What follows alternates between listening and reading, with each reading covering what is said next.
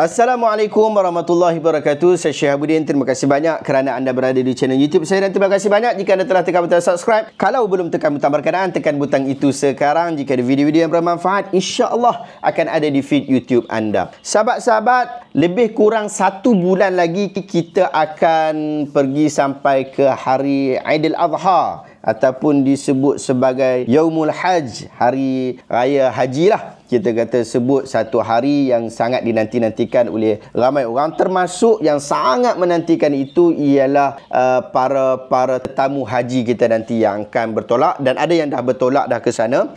Lebih kurang 1 bulan lagi akan berlaku haji dah. Moga-moga Allah Ta'ala mudahkan urusan kepada mereka semua mendapat haji yang mabrur, insya-Allah. Sahabat-sahabat, saya nak baca satu kenyataan daripada H. Amri Ahmad berkaitan tentang isu haji secara haram. Sebab kita tahulah akan ada beberapa orang ustaz-ustaz yang duk kempen untuk pergi haji secara haram ni, dan demikian juga adalah kumpulan-kumpulan ni yang tahu macam mana nak masuk secara haram dekat Mekah untuk melakukan haji. Kita nak baca kenyataan daripada H. Amri Ahmad yang memberikan ulasan berkaitan tentang hal ni. Kata beliau, usah aibkan imej Malaysia masuk ke Mekah secara haram. Baru-baru ini saya tertarik apabila membaca satu hantaran tabung haji TH mengenai peringatan kepada warga Malaysia beragama Islam yang cuba nasib menunaikan ibadah itu tanpa visa haji dan sengaja masuk ke Mekah secara haram menjelang musim haji 1446 Hijriah. Apa yang saya kesali ialah ada juga komen biadab netizen tertentu dengan sombong mendakwa konon sudah berjaya menyeludup diri masuk ke kota suci itu dan sindir TH kerana halang niat umat Islam Malaysia mengerjakan haji dengan visa umrah atau pelancong. Saya tidak ingin berdebat dengan kelompok perasaan hebat itu, namun mahu berkongsi pengalaman menunaikan haji pada musim 1445 Hijriah lepas yang amat mencabar apabila kawalan keselamatan begitu ketat, termasuk banyak sekatan jalan raya menuju Makkah. Ribuan kenderaan termasuk bas di arah patah balik, dan paling saya ingati pengalaman setelah balik berjalan kaki seorang diri dari tawaf sunat di Masjidil Haram sekitar 2 pagi apabila pernah ditahan syurtah atau polis Saudi kerana menyangka saya tiada visa haji. Bayangkan betapa takut dan berdebarnya saya ketika itu. Hanya Allah Maha tahu. Namun mujur saya boleh sembang sikit dalam bahasa Arab apabila serius dia soal indak tasrih. Alhamdulillah, kebetulan saya walaupun masih berihram tetapi ada memakai kad nusuk yang tertera barkod dan segala maklumat mengenai butiran diri membuktikan ada visa haji secara elektronik yang sah. Selain ada juga apps nusuk dalam telefon bimbit saya. Sesungguhnya memang ramai syurtah polis dengan kereta peronda berkawal di semua kawasan sekitar masjid membuat pemeriksaan rambang ke atas jemaah haji seluruh dunia, terutamanya muka cuak takut sebagai petanda individu itu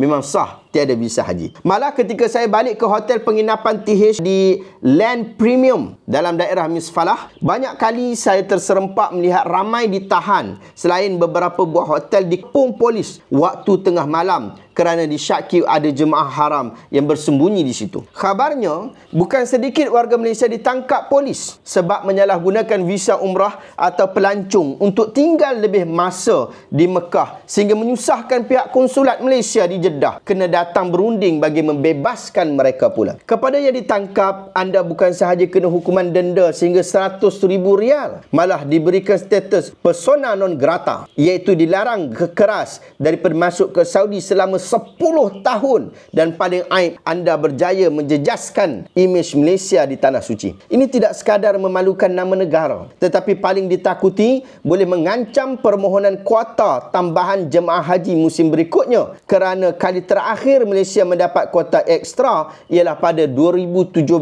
apabila jumlah jemaah kita mencecah 42,000 orang. Ia berlaku pada zaman gemilang Datuk Seri Najib Razak dan turut dilaporkan agensi berita rasmi Saudi Press Agency sendiri, menunjukkan hubungan akrab diplomatik Malaysia-Saudi ketika itu, tetapi langsung tidak disyukuri, dan paling teruk ada juga angkuh kufur nikmat fitnah TH pula. Justru saya menasihatkan kepada mereka yang yang ingkar dan tegar cuba masuk ke Mekah tanpa tasrih, ibadah haji anda mungkin sah dari sudut fiqh. Namun apakah diterima Allah sebagai mabrur kerana menipu dari segi istita'ah adalah jelas haram. Jadi kenyataan ini telah mendapat liputan sebanyak 951 share dekat Facebook. Ini menunjukkan satu kenyataan yang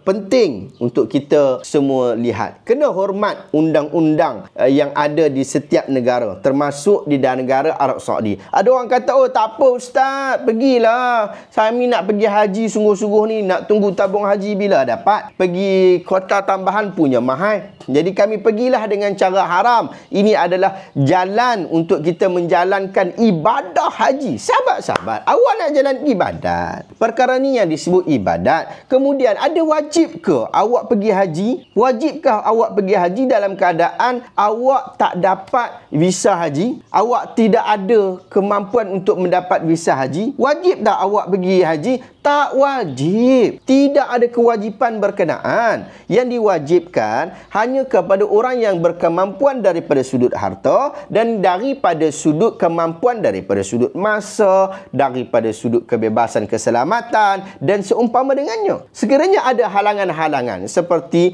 daripada sudut visa, tidak lulus dan sebagainya, maka anda tidak diwajibkan pada satu perkara yang anda tidak ada kawalan. Maka oleh sebab itu sahabat-sahabat, janganlah buat perangai macam ni.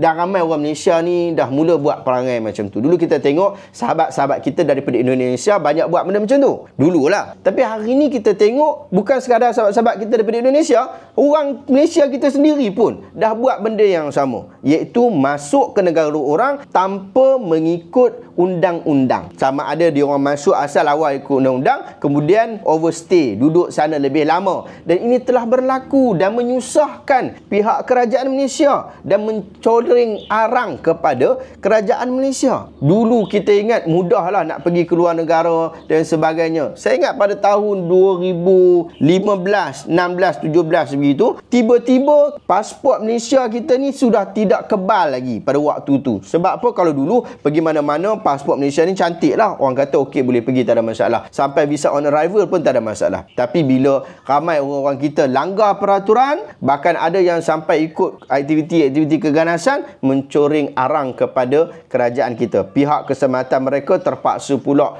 buat fokus kepada orang daripada rakyat-rakyat negara tertentu yang sering melakukan kesalahan, dan kita bimbang dalam kes ini iaitu negara Malaysia. Kita daripada kecil sudah diajar bahawa kita mesti berdisiplin, mesti mengikut aturan, mesti mengikut peraturan. Jangan bila dah besar jadi mangkuk hayun tak ikut peraturan. Dia kata, oh tak apa ustaz, ini benda ni tak ada masalah. Haram memang haram, bukan haram daripada sudut agama, haram daripada sudut undang-undang saja. Dia sebut begitulah. Tapi saya nak baca satu kenyataan yang sedikit menarik daripada pihak tabung haji berkaitan tentang isu ini. Disiarkan oleh Akhbar Metro pada tahun lepas. Tindakan rakyat Malaysia menunaikan haji tanpa mengikut saluran dan proses yang betul adalah berdosa dan haram berdasarkan fatwa kerajaan Arab Saudi. Awak kena tahu, negara berkenaan dah keluar fatwa bahawa pergi sana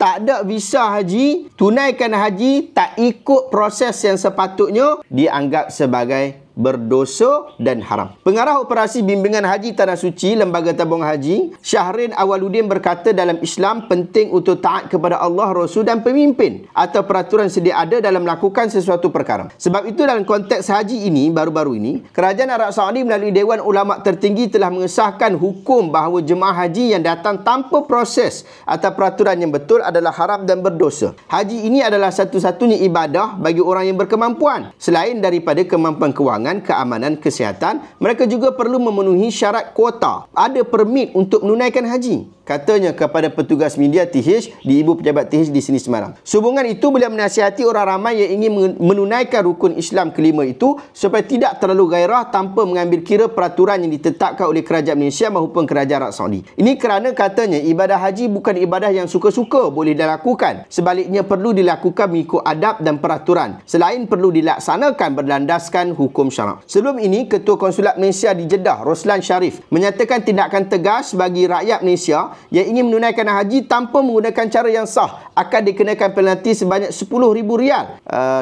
RM10,000 oleh kerajaan Arab Saudi. Menurut Syahrin, kalau kita mampu sekalipun tetapi itu tidak mencukupi, maka kita kena tunggu. Kita kena yakin kepada Allah bahawa untuk menunaikan haji ini adalah jemputan daripada Allah. InsyaAllah, jika ada jemputan menjadi duyufur rahman, kita akan sampai juga. Kalau kita pergi tanpa mengambil kira perkara-perkara ini, bimbang. Ia memberi kesan kepada pelbagai pihak, termasuk kepada keluarga dan mungkin negara akan terbabit. Baru-baru ini tular di media sosial menyatakan bahawa kira-kira 300 bakal jemaah haji Malaysia terkandas di Mekah kerana dikatakan menggunakan visa pelancong untuk menunaikan rukun Islam kelima itu. Jadi sahabat-sahabat sepatutnya jangan adalah daripada kalangan kita orang rakyat Malaysia yang melakukan hal berkenaan, iaitu pergi haji dalam keadaan tanpa mengikut prosedur yang sepatutnya. Anda kena tahu bahawa anda tak wajib pun untuk melakukan hal berkenaan, dan daripada sudut ketaatan kepada pemerintah itu juga perlu diperlihat ataupun perlu dilihat dengan lebih baik. Sahabat-sahabat, ikutlah jejak baginda Nabi SAW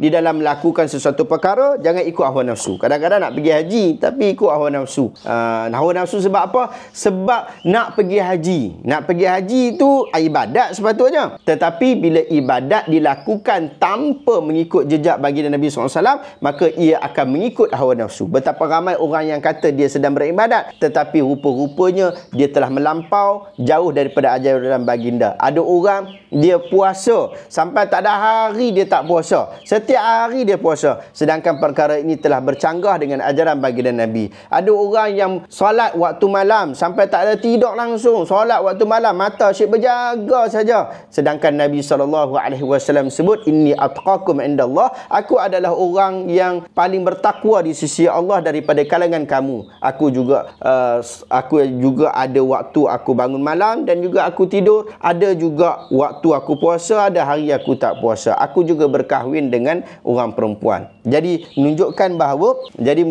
bahawa Nabi SAW dah tetapkan jalan tu elok. Jangan hang buat ikut suka hati dengan alasan untuk beribadah. Sahabat-sahabat, ini antara ikhtiar kita di dalam memahami apa yang dibawa oleh baginda Nabi SAW.